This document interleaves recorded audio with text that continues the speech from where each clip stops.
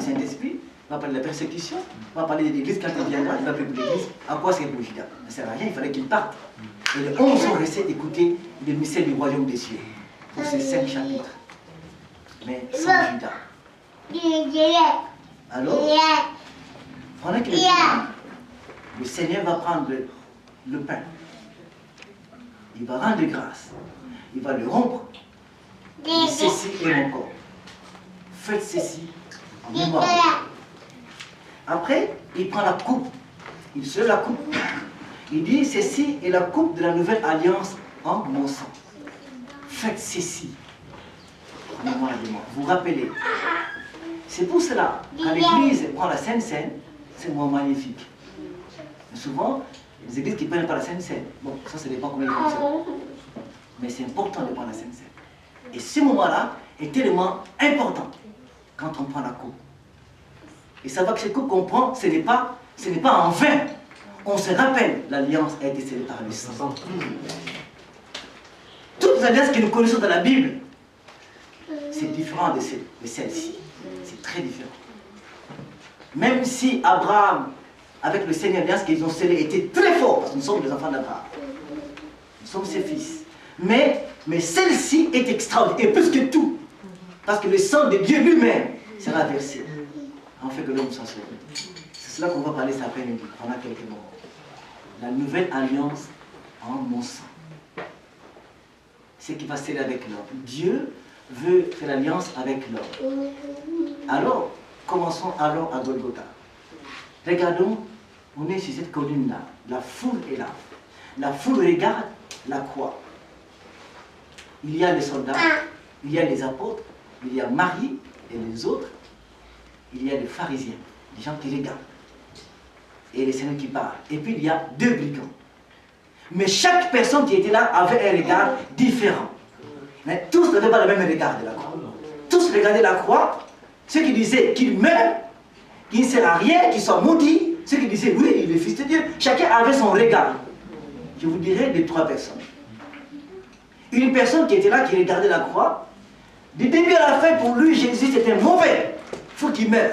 Mais c'est qu'à la fin, quand il est mort, cet homme, c'est un soldat romain qui dit, celui-ci était vraiment le fils de Dieu. Il conduit son verbe au passé. Il était fils de Dieu. Mais il sait pas qu'il est fils de Dieu pour l'éternité. Celui-ci était vraiment le fils de Dieu. Qui lui a dit ça? Qui lui a dit ça? Deuxième personne. Il y a l'homme qui était à sa droite, l'autre qui est le brigand qui était là, qui a dit simplement, quand tu reviendras dans ton royaume, souviens-toi de moi. Mais pour lui, la croix, ce n'est pas l'échec. La croix, ce n'est pas la mort finie. La croix, c'est la vie qui va sortir par là. Quand tu reviendras, souviens-toi de moi. Cet homme est un brigand. Qui lui a dit que Jésus reviendra? Imagine quelqu'un qui vit jamais à l'église, qui va voler à Paris, qui vole par-ci, par-là, qui vient ici dit, ah, je vais me repentir. Mais qui va l'amener ici? Si ce n'est que les Seigneurs.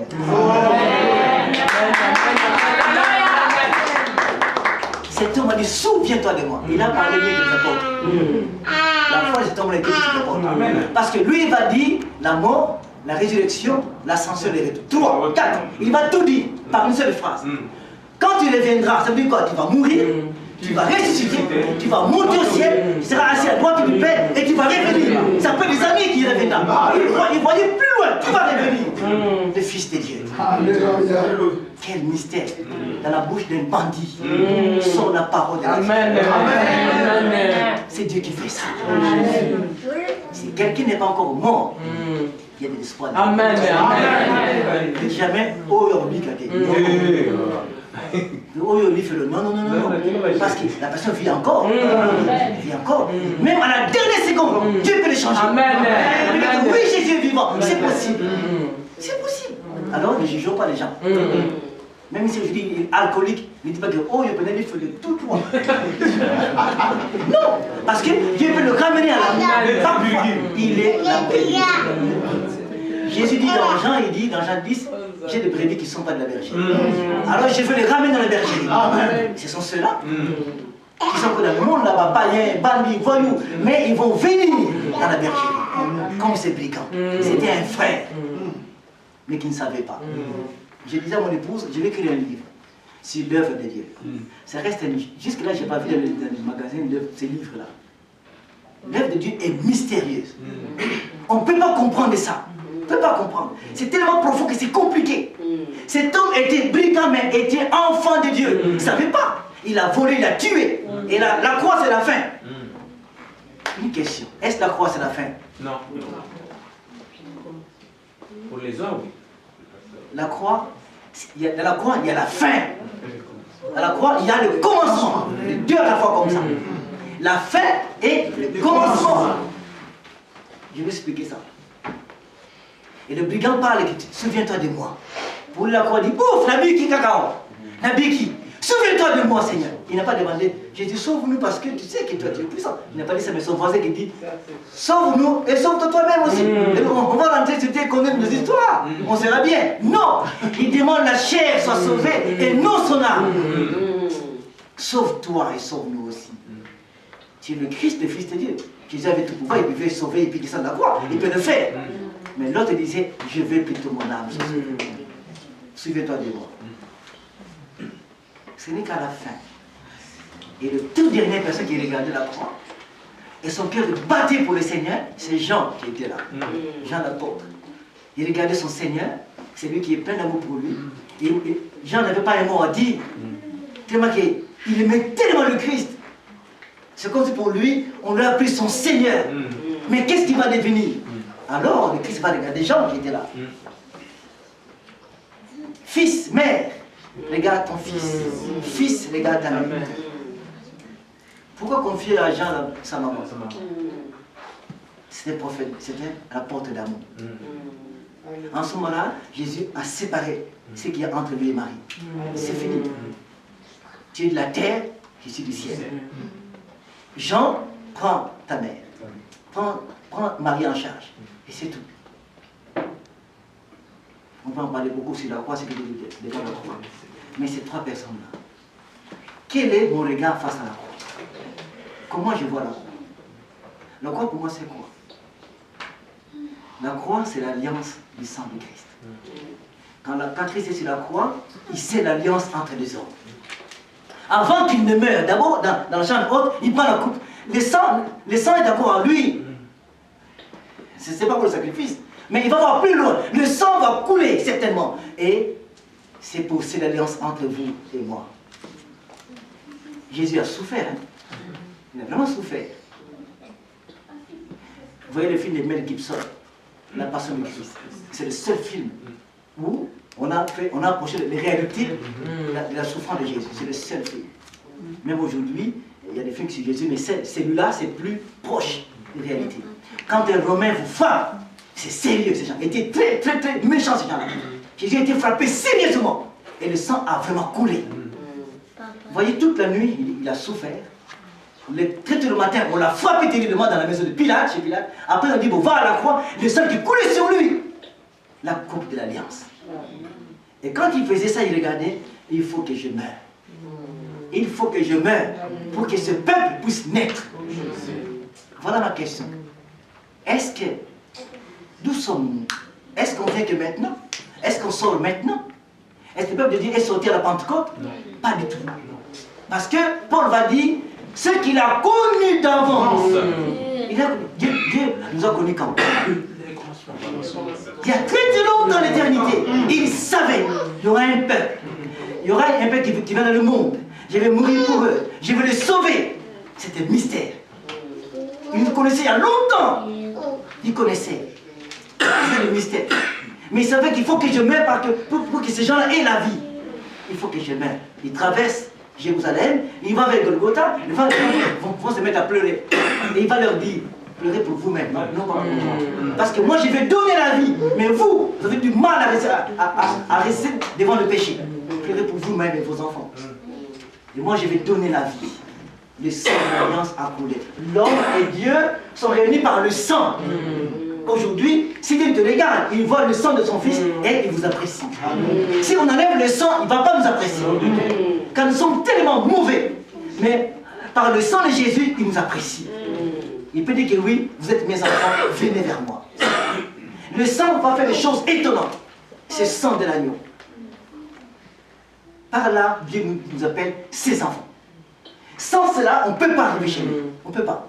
Parce que l'homme est tellement mauvais. Mais c'est ça là, il y a un saut, il y a la grâce.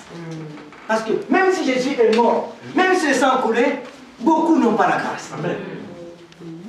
Parce qu'il dit, le sang, l'alliance est scellée par mon sang, afin d'accorder le pardon à beaucoup. Non pas à tout le monde. La phrase est claire. Beaucoup recevront le pardon du péché. Non pas toutes les nations, tout le monde aura le pardon du péché. Non. C'est celui qui croit aura la grâce. Bon, la grâce est un mystère. Il fait grâce à qui? On ne peut pas le cacher. Il faut le dire, la Bible le dit, on le dit. Il y a des gens qui ne seront jamais dans le royaume des cieux. On ne peut pas vous cacher ça. La Bible l'a écrit, on le dit. Il y a des gens qui peuvent tout faire. Il ne sera pas. Il n'a pas la grâce de Dieu. Alors, si vous avez la grâce de Dieu, ne prenez pas ça en vain. Parce que si on ne choisit pas, mais c'est grave. Mais celui qui choisit, réjouissez-vous que Dieu m'a choisi. Il m'a fait grâce. Le brigand à la croix, qu'est-ce qu'il a fait de bon pour que lui soit sauvé et pas son ami? J'ai déjà dit, écoutez, bon, vous êtes deux, toi aussi, toi tu es bandit, bon, vous deux, vous serez sauvés. Il n'a pas dit ça. Il a répondu à l'autre, tu seras avec moi aujourd'hui. C'est tout, il sait Dieu. Il fait grâce. À qui il fait grâce? Le sang a coulé, c'est vrai. L'alliance est là, c'est vrai. Mais tout le monde n'a pas la grâce. Il n'a pas la grâce. Alors si vous êtes converti aujourd'hui, ne jouez pas avec cette grâce-là. Il faut la garder précieusement parce qu'il t'a sauvé. L'apôtre Paul dit, j'étais mauvais, mais il m'a fait grâce. Que je puisse le connaître, le Fils de Dieu. Et si je vis, c'est plus moi qui vis. C'est lui qui vit en moi. Si je vis dans la chair, je vis dans la foi au Fils de Dieu, qui était crucifié pour moi. Parce que j'ai trouvé grâce au Seigneur. La grâce de Dieu. La grâce. Vous connaissez un homme qui s'appelle Naaman dans la Bible? C'est un frère en Christ. C'est un frère parce que à la fin de sa guérison, il a dit à Élisée, simplement écoutez, Élisée, je vais rentrer chez moi à Damas. Mais souvent, je vais dans le temple là-bas où il y a mon roi qui prie avec ses idoles là-bas. Je vais rentrer là-bas et prier avec lui. Mais que Dieu me pardonne. Parce que mon cœur n'y est pas là-bas. C'est un homme qui a crié au Seigneur. Naaman fait partie de ceux qui seront dans le ciel. C'est la grâce de Dieu. Un Syrien le premier qui va croire au Seigneur. C'est un Syrien. Il a eu grâce de Dieu. Pourquoi Dieu sauve Naaman? Pourquoi il va le sauver? D'abord, il va le guérir physiquement. Naaman, il sait qu'il est guéri, il est un chef. Écoutez, je suis guéri, je m'en vais chez moi parce que je suis guéri. Mais il va revenir chez Élisée. Ton Dieu est le plus grand Dieu du monde entier. La confession. Amen. Après, il dit, je veux l'adorer. Il va prendre la terre d'Israël, il va le ramener là-bas en Samarie pour construire la terre et adorer Dieu. Ce n'est qu'un sang, c'est un Syrien. La grâce de te sauver. Si Dieu vous donne la grâce, réjouissez-vous. Ne la prenez pas en vain. Un homme disait, il y a une doctrine bizarre aux États-Unis, souvent, on est sauvé, on est enfant de Dieu, chantons, vivons, allons dans le péché, on est déjà pardonné, c'est tout. C'est faux. Quand quelqu'un est sauvé par le Seigneur, quand la grâce de Dieu est sur lui, et que l'Esprit Saint agit en lui, la crainte de Dieu va descendre à lui. Il va craindre Dieu. S'il y a un mélange, les mensonges, la sainteté, tu n'es pas converti. Non, non, non, et tu ne vas pas. Quand le Saint-Esprit est là, dans votre vie réellement, c'est un mystère. Ce matin, j'ai parlé à certains parents adultes chinois que je donne souvent chaque matin à public. Ces gens sont très sérieux, ils sont nombreux. J'expliquais, Jean 6, où Jésus dit, celui qui mange ma chair et boit mon sang a la vie en lui. C'est compliqué cette phrase. Comment on peut manger la chair de Jésus et boire son sang? On devient des cannibales. Or que non. C'est simple. Ce verset-là, ça n'a rien à voir avec la Sainte Seine. Non, ça c'est pas la Sainte Seine. Ce n'est pas Jean 26 ou Matthieu 26, ce n'est pas ça. C'est une chose toute simple. Celui qui mange ma chair et boit mon sang est en relation avec moi. Point, c'est tout. Pour comprendre ça, je vais expliquer une chose simple. Si vous mangez la nourriture, vous mangez, supposons, du riz, du bon riz, et le riz va rentrer dans votre estomac. Ça va vous donner quelque chose dedans. Vous allez de l'énergie et beaucoup de choses aussi. Il y a un contact entre vous et ce riz que vous avez mangé. Il y a un contact.